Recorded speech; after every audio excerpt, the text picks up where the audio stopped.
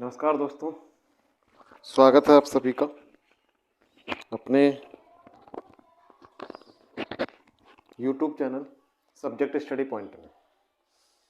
तो आप लोगों के समक्ष आज मैं लेकर आया हूँ यूपी बोर्ड कक्षा 12 फिजिक्स की जो सबसे ज़्यादा मुख्य सिलेबस है परीक्षा की दृष्टि से, बोर्ड की दृष्टि से, वो मैं लेकर आया हूँ आपके लिए। 70 में से 70 नंबर दिलाएगा अगर आप इसकी तैयारी सही ढंग से करते हैं। तो पढ़ना आपको है, समय कम लूँगा, बोर्ड परीक्षा चल रही है, आप अपने सब्जेक्ट की तैयारी कर रहे होगे इस समय। तो आइए वीडियो शुरू करते हैं। देखिए मेरा YouTube channel subject study point 1.0 physics most important syllabus कक्षा 12 100% यहीं से सब आएगा।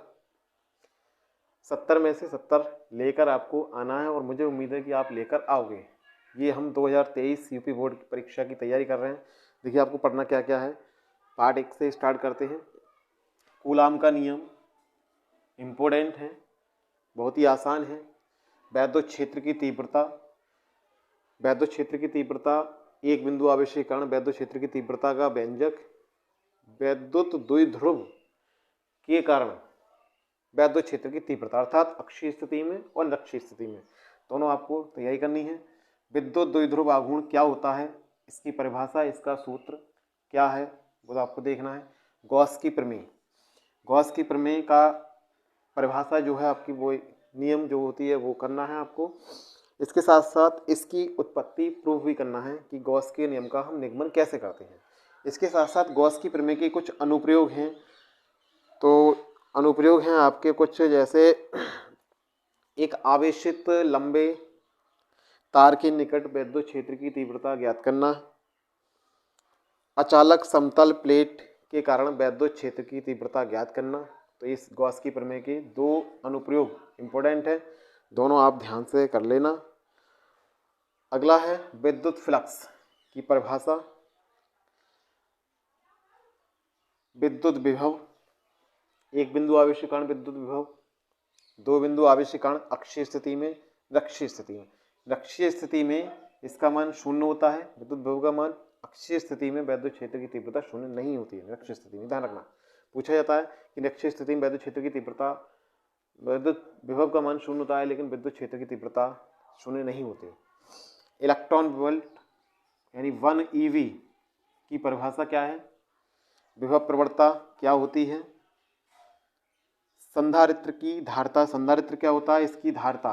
इसके साथ साथ एक इम्पोर्टेंट है यहाँ पर गोलीय चालक की धारता, गोलीय चालक की धारता का सूत्र जो होता है आपका C अनुक्रमण पाती उसकी त्रिज्या के, ये ध्यान रखना, इम्पोर्टेंट है ये टॉपिक। किरचॉफ के नियम, मोस्ट इम्पोर्टेंट किरचॉफ के नियम दो हैं। धारा संबंधी नियम है, धारा संबंधी किरचॉफ का नियम, वोल्टता बंद पाश का नियम। धारा घनत्व की परिभाषा क्या होती है, व्हीटस्टोन सेतु, ये इम्पोर्टेंट है ये भी, व्हीटस्टोन सेतु। बायो सेवर्ट का नियम मोस्ट इम्पोर्टेंट, बायो सेवर्ट का नियम ज़्यादातर परीक्षा में पूछे जाने वाला प्रश्न है ये, आपको इसकी तैयारी अच्छे से करनी है। आगे है लॉरेंज वल क्या होता है, ये लॉरेंज वल परिभाषा, इसकी फॉर्मूला है एम्पियर का परिपथीय नियम। इम्पोर्टेंट क्वेश्चन है ये इम्पोर्टेंट। बायो सेवर्ट का नियम मैंने इम्पोर्टेंट बता दिया। व्हीटस्टोन सेतु, किरचॉफ का नियम, संधारित्र की धारता, गॉस की प्रमेय जो कि इम्पोर्टेंट ज़्यादा है ये। आगे फैराडे के विद्युत चुम्बकीय प्रेरण संबंधी नियम, दो नियम हैं, दोनों नियमों की व्याख्या है, मतलब इसके प्रयोग थे, दोनों प्रयोगों को आप पढ़ लेना, नियम अपने आप आपको याद हो जाएंगे। भ्रमर धाराएं डेफिनेशन है, स्वप्रेरण ये परिभाषा है, अन्योन प्रेरण ये भी परिभाषा है। इनका विमीय सूत्र भी ध्यान रखना है आपको, इसके साथ साथ इसके मात्रक भी ध्यान रखने हैं। चोक कुंडली क्या होती है, वाटहीन धारा क्या होती है, परिभाषाएं हैं। विद्युत धारा जनित्र जिसे हम डायनामो के नाम से जानते हैं, इम्पोर्टेंट है ये दोनों इम्पोर्टेंट हैं यहाँ पर। मतलब एक ही है ये विद्युत चुम्बकीय प्रेरण संबंधी फैराडे के नियम। ट्रांसफार्मर में इसकी दक्षता, और एक आता है परिगणमन अनुपात।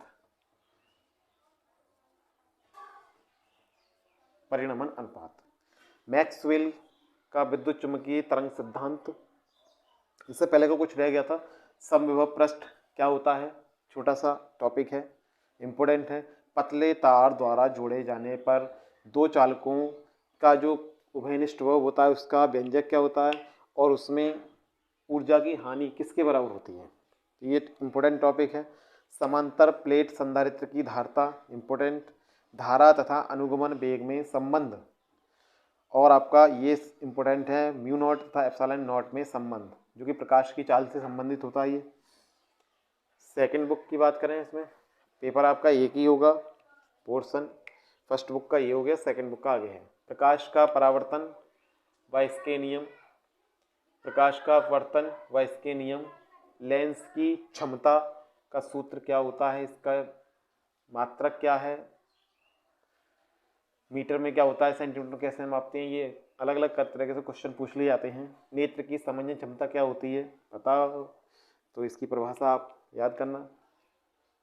निकट दृष्टि दोष निवारण उपाय, कारण क्या है, दूर दृष्टि दोष उपाय क्या है, निवारण क्या है, और इसके कारण क्या होते हैं। क्रांतिक कोण की परिभाषा, तरंगाग्र क्या होता है, अपवर्तन का सूत्र जो कि गोलीय दर्पणों द्वारा प्रकाश के अपवर्तन के सूत्र जो होता है। लेंस मेकर का सूत्र इम्पोर्टेंट है ये, यहाँ ये तो पूछे ही जाते हैं। निकट दृष्टि दोष, दूर दृष्टि दोष, यहाँ पर आपका एक आ जाता है यहीं से, इसके नियम में आता है स्नेल का नियम, जो कि पूछा जाता है। अपवर्तनांक से संबंधित क्वेश्चन भी आते हैं। प्रिज्म के अपवर्तन के लिए, प्रिज्म के अपवर्तनांक के लिए सूत्र इम्पोर्टेंट है ये। परावर्ती दूरदर्शी, एक दूरदर्शी आपकी पूछी जाती है, परावर्ती दूरदर्शी ज़्यादा इंपोर्टेंट मानी मैंने। एक खगोलीय सूक्ष्मदर्शी भी है, तो आपको इसके चित्र के साथ साथ इसकी थ्योरी भी याद करनी है। संयुक्त फोकस दूरी के लिए सूत्र, व्यतिकरण की परिभाषा और व्यतिकरण के प्रकार व इसकी शर्तें दोनों के लिए, यानी बयान। ये व्यतिकरण दो प्रकार का होता है, विनाशी व्यतिकरण और संपोषी व्यतिकरण। विनाशी व्यतिकरण के लिए क्या शर्तें होती हैं, संपोषी व्यतिकरण के लिए क्या शर्तें होती हैं। हाइगेंस का तरंग सिद्धांत, हाइगेंस का प्राथमिक तरंग का सिद्धांत अलग है, हाइगेंस की द्वितीयक तरंगों का सिद्धांत अलग है। फ्रिंज की चौड़ाई के लिए सूत्र, इससे संबंधित ये डेरिवेशन है, और इससे संबंधित आते हैं आपके न्यूमेरिकल, इंपोर्टेंट है।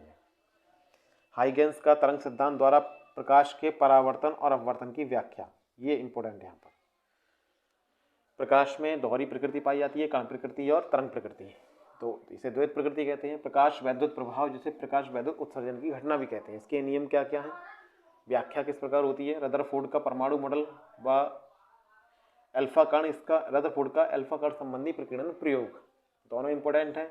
और रदरफोर्ड के परमाणु मॉडल में कुछ कमियां पाई गई, 3 कमियां थी, तीनों कमियों को बोहर के परमाणु मॉडल ने दूर किया। उससे संबंधित आपको बोहर परमाणु मॉडल भी आपको याद रखना है, बोहर का भी। इसके बाद हाइड्रोजन परमाणु के लिए ऊर्जा स्तर आरेख, जिसमें आपकी लाइमन श्रेणी, बामर श्रेणी, पास्टन श्रेणी, ब्रैकेट श्रेणी, फुल श्रेणी, इनकी तरंगदैर्घ्य निम्नतम और अधिकतम तरंगदैर्घ्य के किस सूत्र से निकाली, किस समीकरण से निकाली जाती है, तरंगदैर्घ्य पूछी भी जाती है। एएमयू, एक एएमयू किसके बराबर क्या होता है, किसका मान है, मात्रक क्या है, नाभ की विखंडन की परिभाषा क्या है, नाभ की संलयन की परिभाषा क्या है, कहाँ कहाँ प्रयोग होता है, नाभ की आकृति व आकार और घनत्व, इसका घनत्व भी होता है, घनत्व कितना होता है। अर्धआयु से संबंधित क्वेश्चन आ जाते हैं, परिभाषा आती है। एन टाइप अर्धचालक, पी टाइप अर्धचालक, सेमीकंडक्टर जिसे बोलते हैं। एनपीएन संधि डायोड, अवक्षय परत, पीएनपी संधि डायोड एक दिष्टकारी के रूप में। इस तरह के क्वेश्चन आपको लास्ट वाले चैप्टर में मिलेंगे, यहाँ से ज़्यादातर पूछे जाते हैं। एलईडी, फोटोडायोड, सौर सेल, एलईडी, फोटोडायोड। एलईडी का पूरा नाम क्या है, ये फोटोडायोड क्या होता है, सौर सेल क्या होता है। इसके बाद लॉजिक गेट में आपको ये आते हैं एंड गेट, नॉट गेट और गेट। तो दोस्तों ये था आपका कुछ इम्पोर्टेंट। मैं समझता हूँ अगर आप इससे तैयारी आप कर लेते हैं, जो मैंने इंपॉर्टेंट माने, आप उन्हीं के न्यूमेरिकल देखिए, उनकी डेरिवेशन देखिए, और इन संबंधित छोटे छोटे क्वेश्चन भी आपको बन जाते हैं। अगर आप इसकी तैयारी करते हैं तो आप अच्छे से अच्छे नंबर ला सकते हैं। 70 में से 70 आप नंबर लेके आएंगे। तो अपनी तैयारी को बढ़िया बनाइए, बेहतर बनाइए। ओके, फिर मिलेंगे। ओके।